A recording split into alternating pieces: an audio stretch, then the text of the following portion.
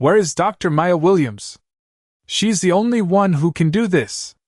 The voice cut through the sterile air of the operating floor like a blade, sharp, urgent, impossible to ignore, and for a second the entire surgical team froze, gloved hands suspended midair, eyes flicking between the heart monitor and the empty doorway where she should have been, the steady beep stuttering into something uneven, something dangerous, as fluorescent lights hummed overhead and the smell of antiseptic hung thick and cold, pressing down on every breath in the room, because time wasn't just passing anymore, it was slipping, fast, irreversible, and somewhere 12 blocks away, under the harsh midday sun reflecting off windshields and glass storefronts, Maya Williams stood on the side of the road with her wrists locked in cold metal, the weight of the cuffs biting into her skin not from force but from the stillness they imposed, from the seconds they stole. Her white coat folded over her arm now creased and forgotten, her ID badge catching the light as it swung slightly. With every shallow breath she took, and the world around her didn't look urgent, it looked normal, almost indifferent, cars rolling past at 30 miles per hour, a dog barking somewhere behind a white picket fence, a distant siren that wasn't for her, not anymore, not yet. "Ma'am, you need to stay still," the officer said, his voice controlled, practiced, the kind of tone that assumed compliance before it was given, and Maya's eyes didn't meet his at first, they stayed fixed on the dashboard clock of her car, the digital numbers glowing in red like a countdown she couldn't stop. 11:42 a.m., she calculated automatically, muscle memory overriding panic, 7 minutes until incision, maybe less if anesthesia had already been administered, and the thought didn't come with fear, it came with precision, with responsibility, with the quiet weight of someone who knew exactly what was at stake. Her fingers curled slightly even within the restraint, as if remembering the motion of a scalpel. "Steady, exact. I'm a doctor," she said finally, her voice not raised, not trembling, just clear, anchored the way it always was when everything else tried to unravel. "There's a patient waiting for me." But the words didn't shift the air, didn't change the posture of the men around her, one of them glancing briefly at her badge then away, as if it didn't quite register, or didn't matter enough to interrupt the narrative already forming in his mind, and Maya felt it then, not anger, not even frustration, but something quieter, something heavier, the familiar recognition of being seen and not seen at the same time, of standing in plain daylight and still having to prove existence, her chest rising slowly as she drew in a breath that tasted faintly of heat and asphalt, the sun pressing against her back, warm, almost indifferent, and for a moment everything seemed to stretch, the sound of traffic dulling, the edges of the scene softening, until all that remained sharp was the ticking clock in her mind, each second landing with weight, with consequence, with the unspoken truth that somewhere, in a room filled with machines and hope balanced on precision, someone was waiting for her hands, and she was standing still. The number on the dashboard flicked to 11:43 a.m. and Maya felt it like a shift in pressure, subtle but undeniable, the kind that surgeons learn to read without thinking, the kind that meant the margin was narrowing, and she closed her eyes for half a second, not in surrender but in focus, pulling herself inward where everything was still precise and ordered, where the world reduced to anatomy and timing and breath. Because that was where she had always been strongest, not in arguing, not in proving, but in doing, in showing. "I need you to listen to me," she said, her voice steady again as she opened her eyes, turning this time to face the officer directly, her gaze level, unflinching, the same gaze she used across an operating table when everyone else was waiting for her next move. "There is a child on that table right now, and I am the only surgeon assigned to that procedure." The words landed clean, without decoration, and for a brief moment there was a flicker, not quite doubt, not quite belief, just a pause, and in that pause the world seemed to lean, as if deciding which way it would fall, but then it passed, replaced by routine, by protocol, by the quiet weight of assumption. "We will sort that out,"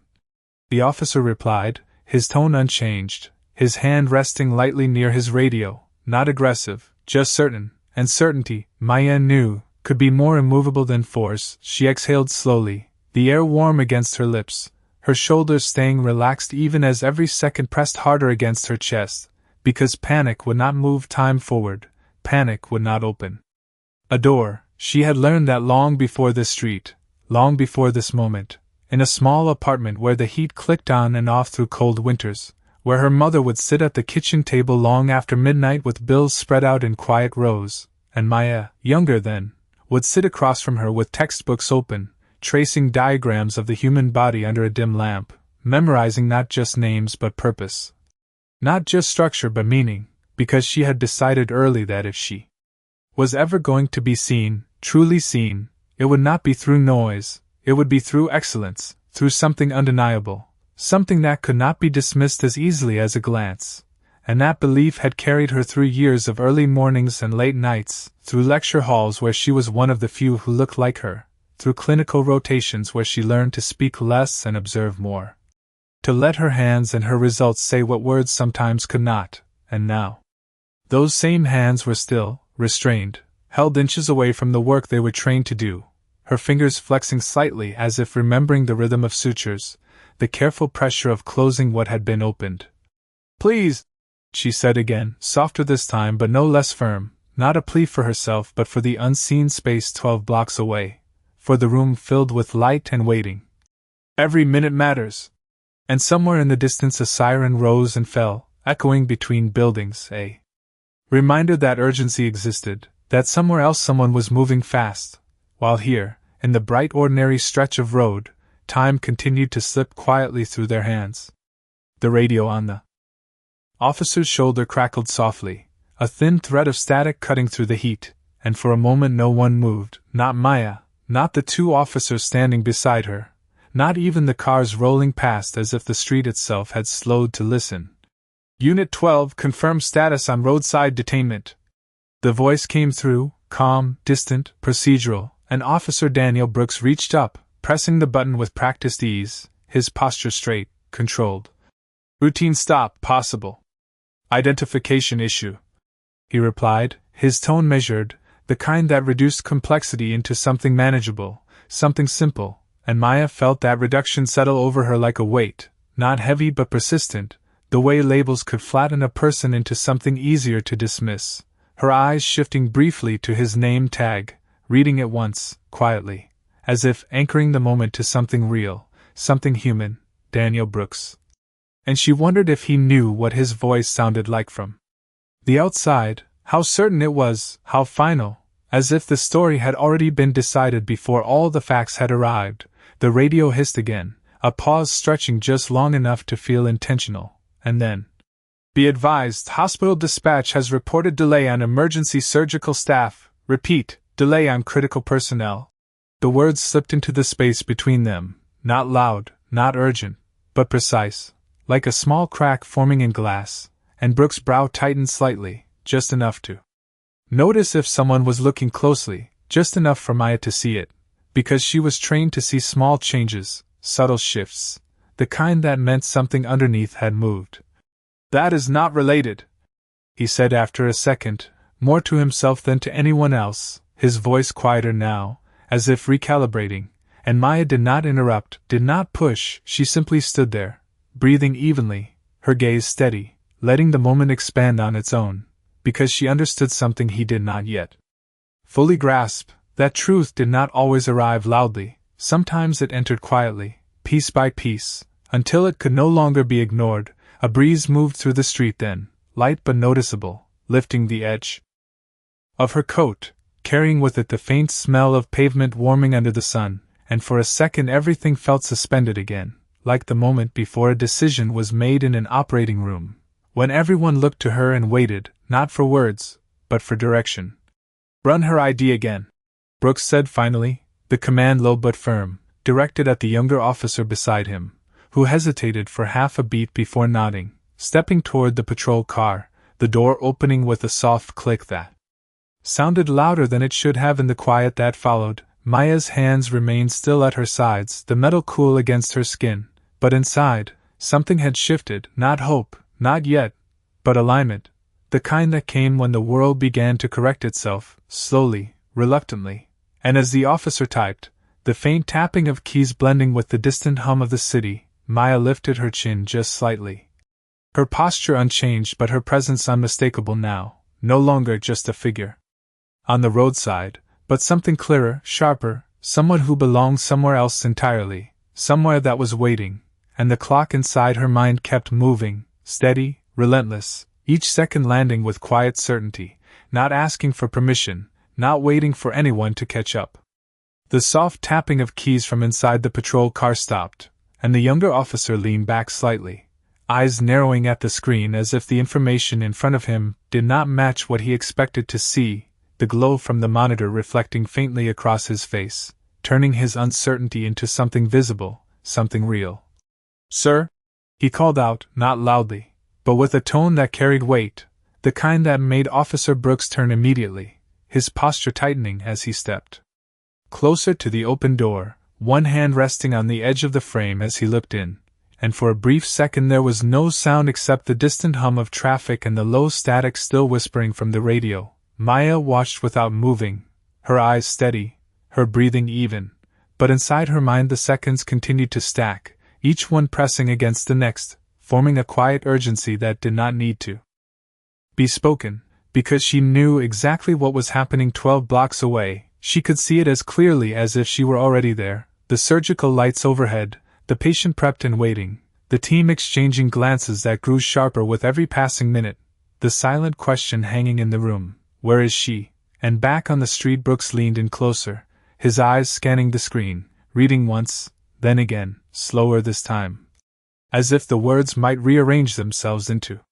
something more comfortable, something easier to accept. "That cannot be right," he said under his breath, but the system did not respond, it did not adjust, it simply held the truth in place, unmoving, and the younger officer swallowed, glancing briefly toward Maya before looking back at Brooks. "Her credentials are verified," he said carefully, each word measured, deliberate.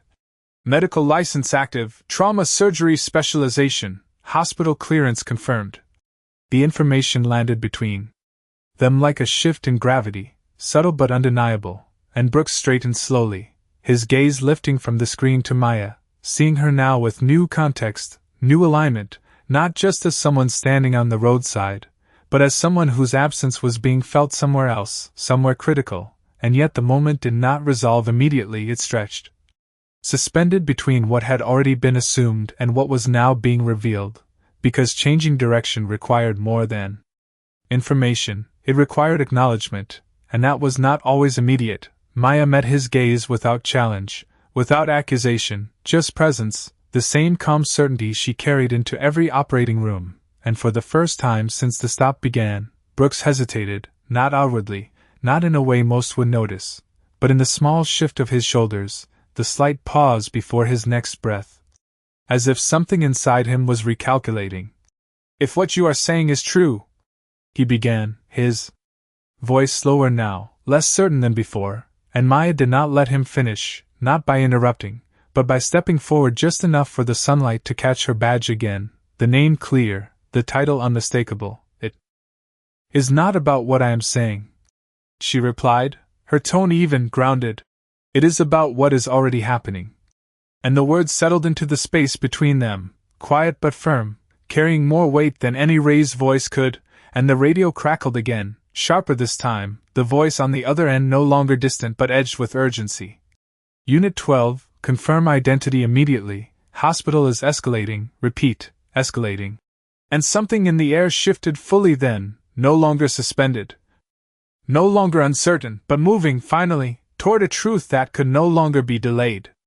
The radio's sharp tone hung in the air for a fraction of a second longer than it should have, and then everything began to move at once, not fast enough to erase what had already happened, but fast enough to reveal the weight of it, Officer Brooks' hand tightening slightly on the edge of the patrol car door before he straightened fully, his posture no longer relaxed, no longer certain, but held in a careful tension that mirrored the shift inside him. "Confirm identity," the voice repeated. Through the radio, louder now, insistent, and the younger officer glanced between the screen and Maya again, his expression no longer neutral but edged with something closer to concern. "It is her," he said quietly, as if saying it too loudly might make the moment heavier than it already was, and Brooks inhaled slowly, the breath measured, controlled, but not steady in the way it had been before, his eyes returning to Maya with a different focus, not suspicion, Not dismissal, but recognition. Delayed and undeniable, and for a second neither of them spoke, the space between them filled with everything that had already been lost, seconds that could not be returned, decisions that could not be undone, and Maya felt that silence as clearly as she felt the metal around her wrists, not as anger, but as distance, the kind that formed when time mattered more than words. "How far is the hospital?" Brooks asked finally, his voice lower now, stripped of its earlier certainty, and Maya answered without hesitation. 12 blocks. Her tone precise, immediate. Less than 5 minutes if there is no delay. The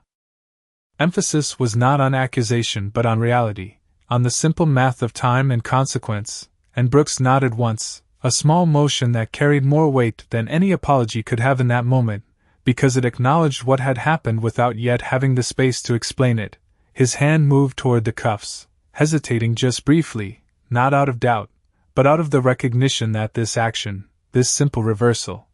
could not erase the previous one, and then the click came, soft but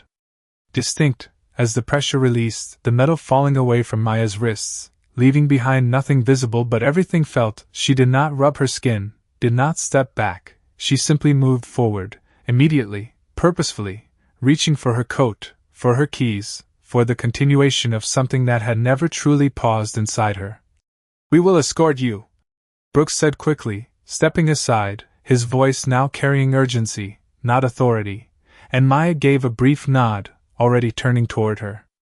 car, the motion fluid, efficient, as if her body had been waiting for permission that her mind had never needed. The younger officer moved to clear the lane, gesturing to approaching vehicles to slow, to shift, and the street that had felt so still moments before began to rearrange itself, making space, creating a path, the distant siren growing louder now, closer, no longer background noise but part of the moment itself. And as Maya slid into the driver's seat, her hands found the wheel with immediate familiarity, grounding, her eyes flicking once more to the clock, 11:47 a.m., and she calculated again, automatically, incision window narrowing, but not gone, not yet, and that was enough, that had to be enough. The engine turned over, the sound sharp, alive, cutting through the remnants of stillness, and as the patrol car pulled in behind her, lights flashing now not as a warning, but as a guide, Maya exhaled once, steady, focused, her gaze locking onto the road ahead, because everything that mattered was still there, waiting, and she was not going to lose another second. The patrol lights painted the street in pulses of red and blue, reflecting off storefront windows and passing cars as they moved together through traffic, not fast enough to ignore the rules of the road, but fast enough to bend them slightly, just enough to carve a path forward, and Maya's hands remained steady on the wheel, her grip firm but controlled, the engine humming beneath her as she guided the car through each opening that appeared, her eyes scanning constantly, not just the road ahead but the rhythm of movement. The subtle hesitation of drivers who noticed the lights, the split-second decisions that determined whether space would be given or lost, and behind her, the patrol car followed closely, no longer a barrier but a shield, its presence clearing intersections, shifting lanes, turning ordinary seconds into something more urgent, something more intentional. And yet inside Maya's mind the world grew quieter, not louder, the external noise fading as her focus narrowed inward, returning to the place she trusted most. The place where everything was measured in precision, in timing, in the quiet language of anatomy and response. She could see the operating room again, clearer now, the sterile drapes, the monitors glowing with numbers that mattered, the surgical team waiting with controlled tension, their movements paused not out of uncertainty but out of necessity, because without her, the sequence could not begin, and she inhaled slowly, filling her lungs with air that felt warmer now, heavier with motion, and exhaled just as steadily, grounding herself in the repetition, in the rhythm that had carried her through countless procedures where the margin between success and loss was measured in moments, not minutes. The clock on the dashboard shifted again, 11:48 a.m., and she recalculated without thinking, adjusting the timeline in her head, factoring in preparation, incision, response, her mind moving ahead of her body, mapping out each step she would take the moment she arrived. Because there would be no time to hesitate, no space for distraction, only action, and as she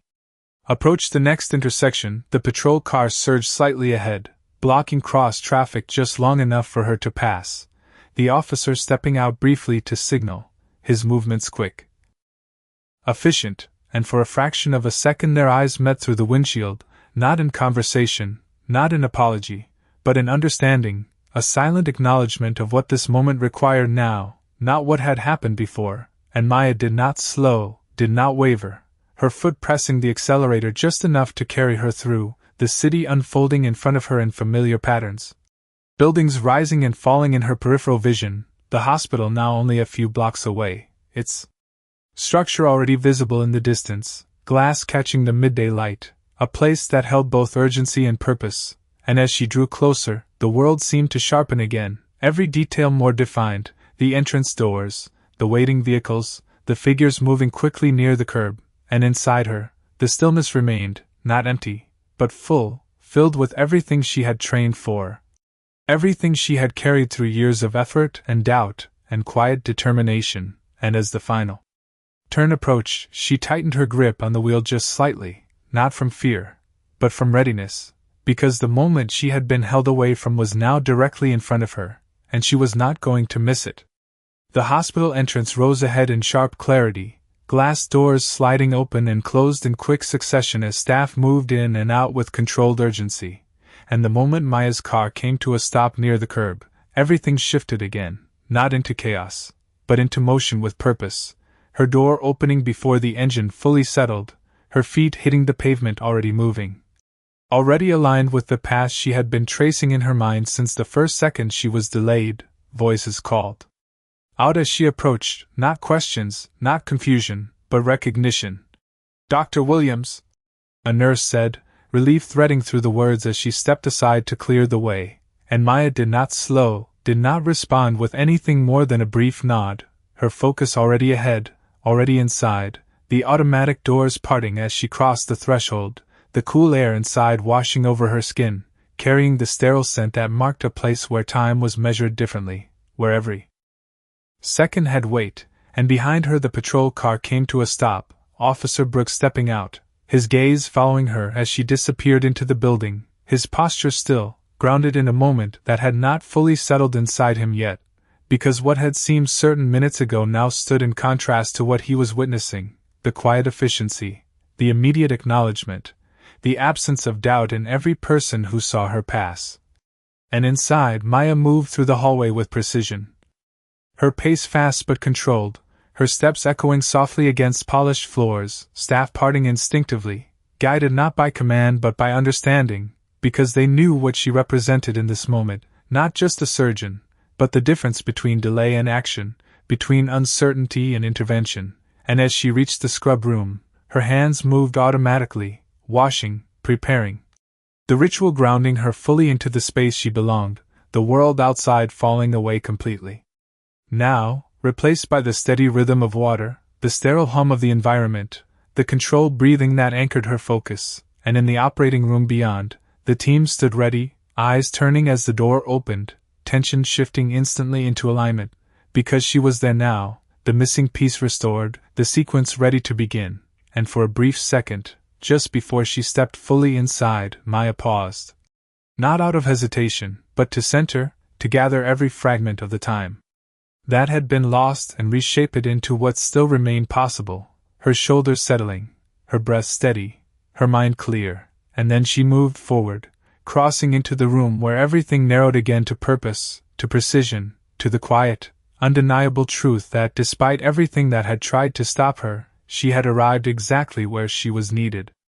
The moment the doors sealed behind her, the world narrowed to a single axis of light, sound, and motion, the overhead lamps casting a clean, unwavering brightness across the room as Maya stepped into position, her gloved hands rising with quiet certainty, every movement precise, practiced, unshaken by what had come before. "Vitals," she said, her voice calm, steady, instantly grounding the room, and the response came without hesitation, numbers spoken clearly, rhythmically, as if they had been waiting for her voice to unlock them. The monitor's steady tone filled the space, no longer fragile but guided, controlled, and Maya's eyes moved across the field in front of her, taking in every detail in a fraction of a second, aligning, adjusting, calculating. Because this was where she belonged, not on the roadside, not in delay, but here, where her decisions carried meaning that extended beyond explanation, and as she began, the room responded, instruments passed with silent coordination, each member of the team moving in sync, their trust in her unspoken but absolute, and outside, beyond the sealed doors, time stretched differently, the hallway holding a stillness that contrasted sharply with the precision inside. Officer Brooks stood near the wall, his hands resting at his sides, no longer occupied, no longer directed. Just present, his gaze fixed on the red light above the operating room door, the small illuminated sign that marked a boundary he could not cross, and for the first time since the stop, there was nothing for him to do, no instruction to give, no decision to enforce, only the quiet space left behind by actions that could not be reversed, and the silence pressed in, not loud, not accusing, but persistent. The kind that asked questions without words, and he shifted slightly, his shoulders lowering. As the tension he had carried began to settle into something heavier, something reflective, the memory of her voice replaying in fragments, not emotional, not pleading, but certain, grounded in truth that had been present from the beginning, and now, as he stood outside the place where that truth was unfolding, he understood the distance between assumption and reality more clearly than before. Inside, Maya's movements remained steady, her focus absolute, the earlier interruption not erased but transformed, absorbed into the precision of her work, her breath measured, her posture unwavering, every action deliberate, guided by training and purpose, the room responding to her rhythm, to her control, and time, which had once slipped away from her, now aligned with her once more, each second placed exactly where it needed to be, and beyond the glass, beyond the walls, the world continued in its ordinary motion, unaware of the quiet correction taking place within this single space, where a moment of delay had met something stronger, something resilient, and as the minutes passed, the tension in the hallway softened. Not because the outcome was known, but because the direction had been restored, the path corrected, and Officer Brooks remained there, still, watching the light, feeling the weight of it settle deeper, not as punishment, but as understanding, the kind that did not arrive all at once, but stayed, lingering, shaping what came next. The red light above the operating room door flickered once, then went still, and the silence in the hallway deepened in response, not empty, but full of held breath, of waiting that no one spoke aloud, and then, after what felt longer than it should have been, the doors opened with a soft, controlled motion, the sound barely audible yet carrying through the space like a signal, and Maya stepped out, her movements measured, her shoulders slightly lowered, not from exhaustion, but from completion. Her mask already removed, her expression calm, composed, the same quiet steadiness she had carried into the room, and for a moment she did not look at anyone, not because she avoided it, but because she was still aligned with the space she had just left, the rhythm of it still present in her breath, in the way her hands rested loosely at her sides, and then she lifted her gaze, meeting the eyes of the waiting staff, and gave a single, small nod, and the shift was immediate, relief moving through the hallway not as noise, but as release, as tension dissolving into something softer, something lighter, and the nurse who had first called her name earlier exhaled visibly, her shoulders dropping as she turned to relay the update down the corridor, the words traveling quickly, efficiently, carrying with them the quiet confirmation that what had nearly been lost had been held on to, and Maya stepped forward, her pace unhurried now, grounded, her focus returning outward back into the world beyond the operating room, and as she moved, her eyes found Officer Brooks standing near the wall, still in the same place, his posture unchanged but his presence different, quieter, more aware, and for a second they simply looked at each other, no urgency, no interruption, just a moment that held everything that had passed between them, and Brooks straightened slightly, his breath shifting as if preparing to speak, but the words did not come immediately, not because they were not there, but because they were not enough, not for what had been delayed, not for what had been risked, and Maya did not wait for them, did not ask for them, she only held his gaze long enough for the understanding to settle, long enough for the moment to complete itself without explanation, and then she gave the slightest nod, not in dismissal, not in acceptance, but in acknowledgement of the truth, of the outcome, of what had been corrected and what remained, and she continued past him, her steps steady, her presence unchanged, moving down the hallway toward whatever came next, because her work was not defined by a single moment, but by all the moments that followed, and Brooks remained where he was, his hands lowering slowly to his sides, his eyes following her until she disappeared around the corner, and in the quiet that remained, he reached up almost unconsciously to his belt, his fingers brushing against the metal of the handcuffs resting there, the same weight that had felt so certain before now carrying something different, something heavier, and he let his hand fall away, his gaze lifting once more to the now darkened light above the door, the silence around him no longer empty, but filled with a lesson that did not need to be spoken, only remembered.